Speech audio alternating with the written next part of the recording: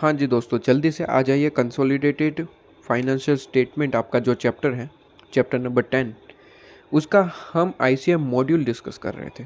ICM module में हम illustration number 10 पे आ चुके हैं। इलस्ट्रेशन नंबर 9 तक हम कंप्लीट कर चुके हैं, वीडियो भी प्रोवाइड कर चुके हैं। प्लेलिस्ट की लिंक डिस्क्रिप्शन में, तो वहाँ पे आप जो है दूसरे चैप्टर्स की भी वीडियोस देख सकते हैं अगर आपको किसी इलस्ट्रेशन प्रैक्टिकल क्वेश्चन में दिक्कत है तो। सिंपल सा है, आपके पास में कोई दिक्कत वाली बात नहीं है। सारे के सारे चैप्टर्स, किसी में प्रॉब्लम है तो आप देख सकते हैं, वीडियो आपको प्रोवाइड कर रखे, प्लेलिस्ट बना रखी है। जाइए, किसी भी क्वेश्चन में डाउट है देख लीजिए। ठीक है, यहाँ पे हम डिस्कस करने जा रहे हैं कंसोलिडेटेड फाइनेंशियल स्टेटमेंट, आपका चैप्टर नंबर 10 जो है। ठीक है, उसका AS21 जो पार्ट है, यूनिट 1 आप जिसे कहते हैं, यूनिट 1 AS21 है, उसका हम इलस्ट्रेशन नंबर 10 डिस्कस करने जा रहे हैं। सिंपल सा है, कोई दिक्कत नहीं है। आइए देख लेते हैं। कहते हैं कि सर प्रिपेयर करना है consolidated balance sheet of H limited and subsidiary का।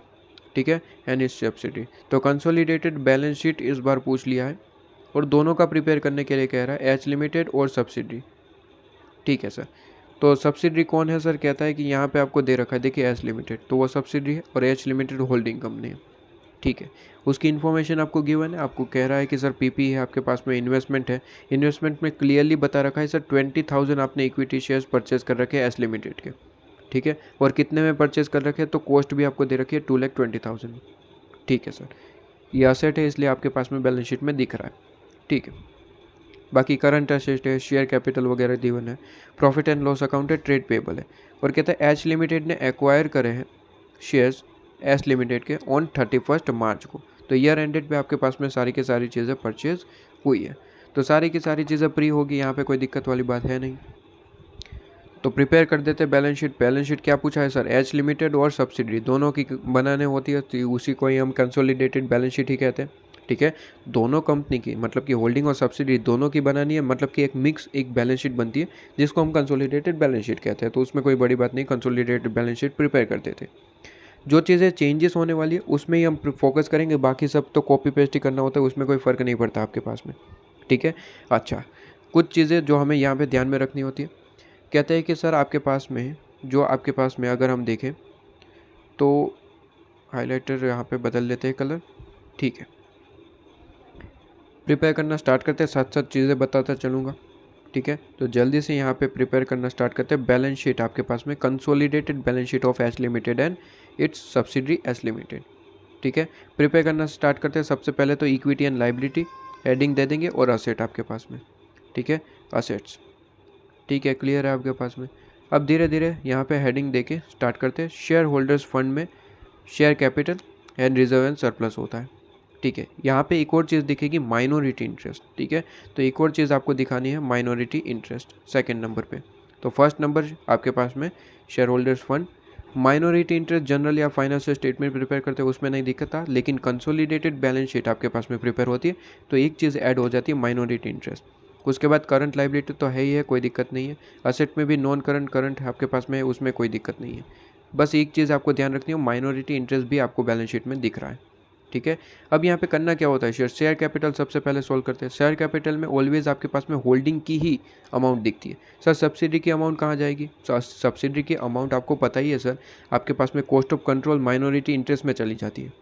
ठीक है, तो यहाँ पे आपके पास में बैलेंस शीट में शेयर कैपिटल हेडिंग के अंदर जो अमाउंट दिखता है वो केवल और केवल होल्डिंग कंपनी का दिखता है, 5 लाख रुपीज़। तो 5 लाख रुपीज़ आपके पास में दिख जाएगा। ठीक है, सब्सिडी का कहाँ जाएगा सर? वो उसके लिए तो ट्रीटमेंट है, आपके पास में कॉस्ट ऑफ कैपिटल है, माइनॉरिटी इंटरेस्ट है, तो वहाँ जाएगा आपके पास में। ठीक है सर, ये चीज़ भी क्लियर। इसके बाद रिजर्व एंड सरप्लस आपको कहता है। रिजर्व एंड सरप्लस में थोड़ा सा ध्यान रखना पड़ेगा। क्यों सर? क्योंकि ध्यान रखना ये पड़ेगा कि जब हम शेयर्स होल्डिंग परचेज करते हैं आपके पास में, तो आपको पता है कॉस्ट ऑफ कंट्रोल बेसिकली हम कैलकुलेट करते हैं। उसमें अगर आंसर माइनस में आता है तो कैपिटल रिजर्व आता है, और प्लस में आया तो गुडविल। गुडविल आया तो वो असेट में चला जाएगा, लेकिन कैपिटल रिजर्व आंसर आया तो रिजर्व एंड सरप्लस में जाएगा। तो यहाँ पे थोड़ी सी दिक्कत होती है। तो सबसे पहले कॉस्ट ऑफ कंट्रोल की कैलकुलेशन कर लेना और ध्यान से देख लेना कि कॉस्ट ऑफ यहाँ पे कंट्रोल में आंसर कैपिटल रिजर्व आ रहा है या फिर गुडविल आ रहा है तो कोई दिक्कत नहीं है, तो फिर यहाँ पे जो सिंपल सी ट्रीटमेंट है वो कर देने, काम खत्म। लेकिन वहाँ पे कैपिटल रिजर्व आ रहा है तो उसको भी यहाँ पे रिजर्व एंड सरप्लस के अंदर कंसिडर करना पड़ेगा। ठीक है, तो यहाँ पे COC की कैलकुलेशन कर लेते हैं। कॉस्ट ऑफ कंट्रोल यहाँ पे सिंपल सी कैलकुलेशन होती है, कोई दिक्कत नहीं होती। कहता है कॉस्ट ऑफ इन्वेस्टमेंट सबसे पहले लीजिए। जो भी है उसमें से चीज़ें माइनस कर दीजिए। क्या सर? कहता है कितना % आपने होल्डिंग करा है, बताया कि नहीं? यहाँ पे 20,000 आपने होल्डिंग करा है, ठीक है। तो 3 लाख टोटल आपके पास में, और एक शेयर की वैल्यू कितनी होगी, बताया नहीं कुछ भी? 10 रुपये ही होगी, सीधी सी बात है, क्योंकि 100 रुपये हो नहीं सकती, यहाँ पे बड़ी अमाउंट हो जाएगी, तो 10 रुपये ही होगी, सीधी सी बात है आपके पास में। तो कहता है कि सर आपके पास में 20,000 की होल्डिंग है, टोटल आपके पास में 30,000 शेयर्स है, तो 20,000 डिवाइड बाई 30,000, तो परसेंटेज आपको मिल जाएगा 20,000 डिवाइड बाई 30,000 परसेंटेज, तो 66.66% आपके पास में आ रहा है, ठीक है। सॉरी, ये तो property plant equipment, share capital कहाँ है? अच्छा, हर बार वो ऊपर देता है ना, यहाँ पे शेयर कैपिटल यहाँ पे दिया है, ठीक है सर। शेयर कैपिटल नीचे है, यहाँ पे नहीं है, ठीक है। तो ये शेयर कैपिटल है, ठीक है सर। शेयर कैपिटल कितना है एस लिमिटेड का? 2,50,000, उसमें से हमने 2 लाख की परचेस कर रही है कि 2 लाख डिवाइड बाई 2,50,000, या फिर 20,000 डिवाइड बाई 25,000 कर सकते हैं। 80% आपने परचेस कर रखा है। तो कहते हैं कि सर आपको कॉस्ट ऑफ कंट्रोल निकालना है, कॉस्ट ऑफ इन्वेस्टमेंट लीजिए, वो तो आपको ऑलरेडी गिवन है 2,20,000। तो यहाँ पे 2,20,000 लेना है, इसमें से माइनस क्या करना है सर? शेयर कैपिटल जो सब्सिडी की है प्लस रिजर्व एंड सरप्लस। लेकिन ध्यान रहे सर, इसका कितना % जितना आपका होल्डिंग है, होल्डिंग कितना है सर? अभी निकाला 80% है, तो इसका 80% लेना है, ठीक है। 80% लेना है इन दो चीज़ों का। तो बताइए सर, सब्सिडी की शेयर कैपिटल कितनी है सर? सब्सिडी की आपके पास में शेयर कैपिटल कितनी है? 2,50,000, ठीक है, कोई दिक्कत नहीं। और उसका रिजर्व एंड सरप्लस कितना है? और ध्यान रहे सर, रिजर्व एंड सरप्लस में हम प्री रिजर्व एंड सरप्लस लेते हैं, मतलब कि प्री प्रॉफिट लेना होता है, ठीक है। कॉस्ट ऑफ कंट्रोल में प्री आता है, और पोस्ट कहाँ जाता है सर? पोस्ट प्रॉफिट आपके पास में वहाँ पे कंसोलिडेटेड में चला जाएगा। लेकिन यहाँ पे तो सारी चीज़ें प्री है, इसने क्लियरली दे रखा है कि सर 31 मार्च को ही आपने परचेज़ करा है, मतलब कि ईयर एंड डेट पे, तो सारी चीज़ें प्री है।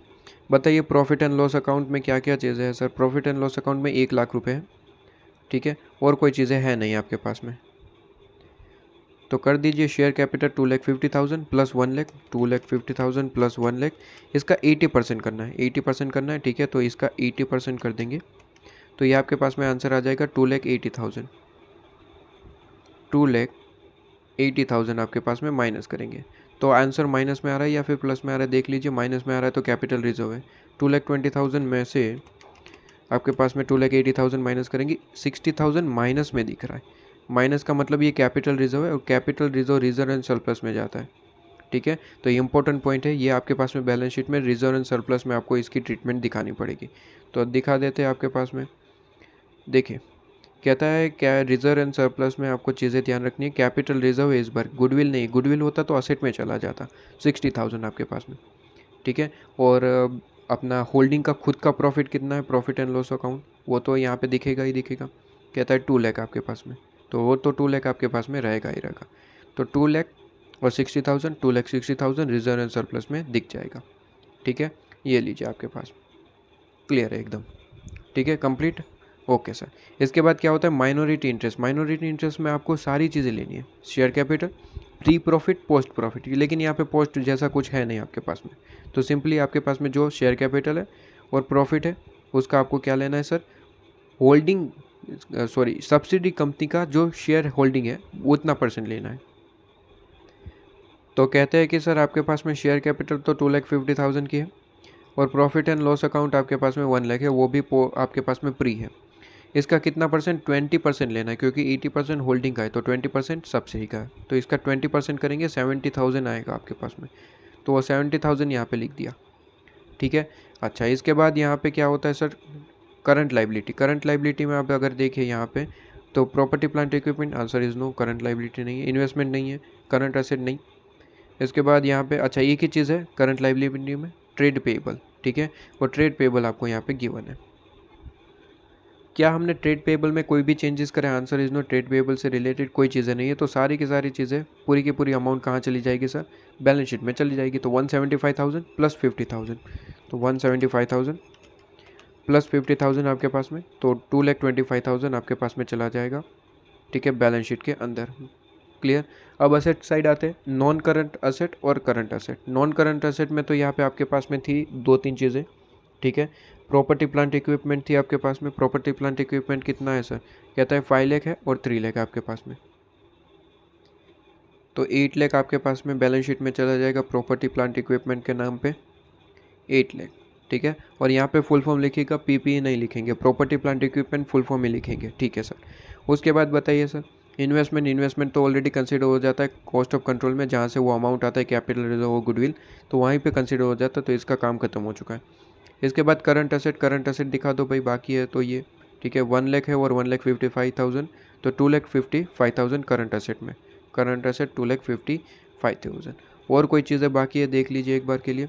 शेयर कैपिटल काम हो गया है, प्रॉफिट एंड लॉस अकाउंट काम हो गया, ट्रेड पेबल हो गया आपके पास में, तो बैलेंस शीट पूरी की पूरी हो गई होगी कंप्लीट, देख लीजिए एक बार के लिए।